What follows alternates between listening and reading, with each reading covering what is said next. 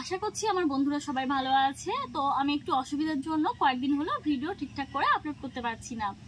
তো আজ তোমাদের জন্য একটা দারুণ রেসিপি নিয়ে এসেছি, বাংলাদেশের একটা দারুণ জনপ্রিয় রেসিপি, ইলিশ মাছের লেজ ভর্তা। দেখো, ইলিশ মাছের লেজ ভর্তা করার জন্য আমি এখানে ছোট ইলিশের 5টা লেজ নিয়ে এসেছি। তো লেজগুলো এখন হলুদ লবণ দিয়ে ভালো করে মেখে নেব।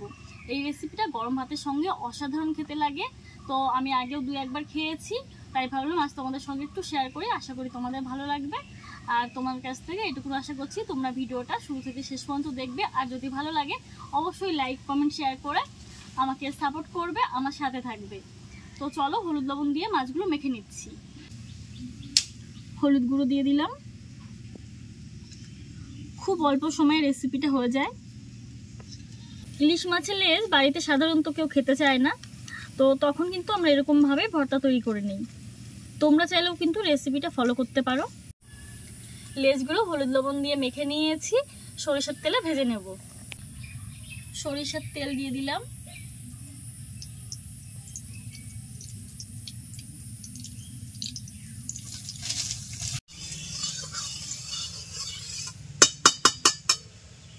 তেল খুব ভালোভাবে গরম হয়ে গেছে। এই ইলিশ মাছের লেজগুলো ভেজে নেব।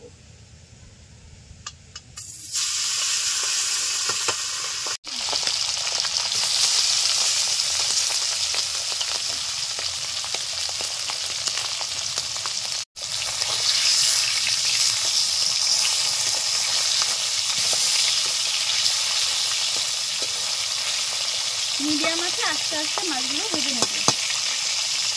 এই রেসিপিটা বানানো খুবই সহজ, খুব বেশি উপকরণ কিন্তু লাগে না। দেখো, আমি এখানে নিয়ে এসেছি কয়েকটা ধনিয়া পাতা। ধনিয়া পাতাগুলো অনেকদিন আগে আনা, তাই একটু হলুদ হয়ে গেছে, তো এখনো খাওয়া যাবে। আর নিয়েছি পেঁয়াজ, আর মাছ মাখানোর সময় তোমরা তো দেখলে হলুদ লবণ নিয়েছি। আর নিয়েছি কয়েকটা শুকনো লঙ্কা। তো চলো, এই ধনিয়া পাতা আর পেঁয়াজটাকে এখন কেটে নিচ্ছি।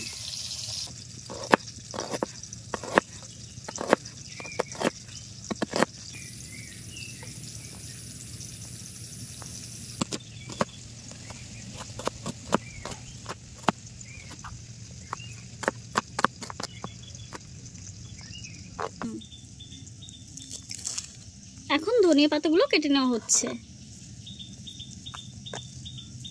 অনেকে ভাবছে এরকম পেকে গেছে, তো কি করব, অনেকদিন আগে আনা ছিল আর সকালেও বাজারে গেছিলাম, সেরকম পাইনি, তো ভাবলাম যে ঘরে যা আছে ওগুলোতেই হবে।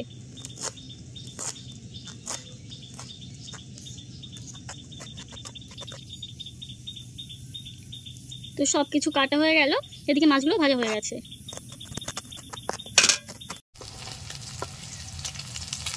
মাছের লেজগুলো ভেজে নেওয়া হয়ে গেছে, তুলে নিচ্ছি।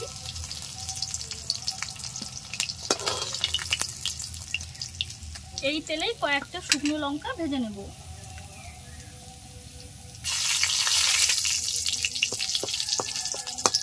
শুকনো লঙ্কাগুলো ভেজে নিয়েছি, তুলে নিচ্ছি।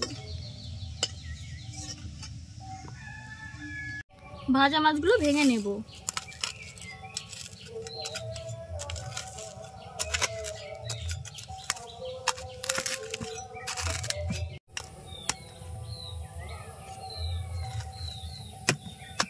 ইলিশ মাছগুলো কিন্তু একদমই ছোট ছিল, তার জন্য লেজটাও কিন্তু খুব বেশি বড় নয়। আর খুব কাটা, ভালো করে কাটা বেছে নেব প্রথমে। দেখো, কাটা প্রায় বাছা হয়ে গেছে, আর একদম ছোট ছোট কয়েকটা আছে, তো আমি চেষ্টা করছি বেছে নেওয়ার জন্য।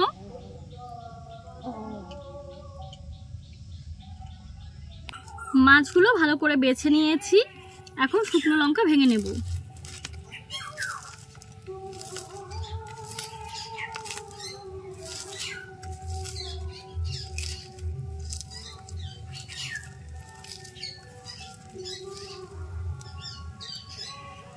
দিচ্ছি একটু লবণ। পেঁয়াজগুলো চটকে নেব।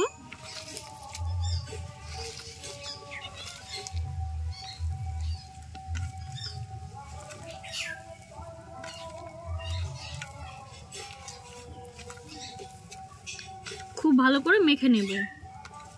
আর একটু মাছ ভাজা তেল দিয়ে দেব। একটু দিয়ে দিচ্ছি মাছ ভাজা তেল।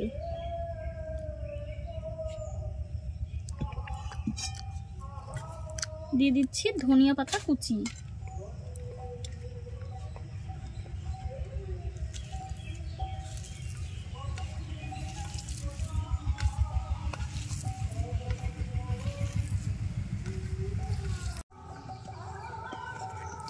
যত মেখে নেবে তত বেশি ভালো হবে, তত বেশি টেস্টি লাগবে।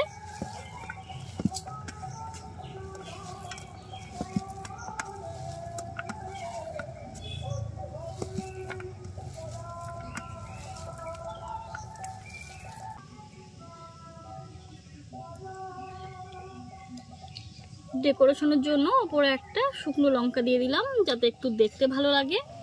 তো এই রেসিপিটা কেমন লাগলো অবশ্যই জানিও। ভালো লাগলে লাইক কমেন্ট শেয়ার করে আমাকে সাপোর্ট করে আমার পাশে থেকো। আর হ্যাঁ, যদি এখনও চ্যানেলটি সাবস্ক্রাইব করা না হয়ে থাকে তাহলে অবশ্যই সাবস্ক্রাইব করো।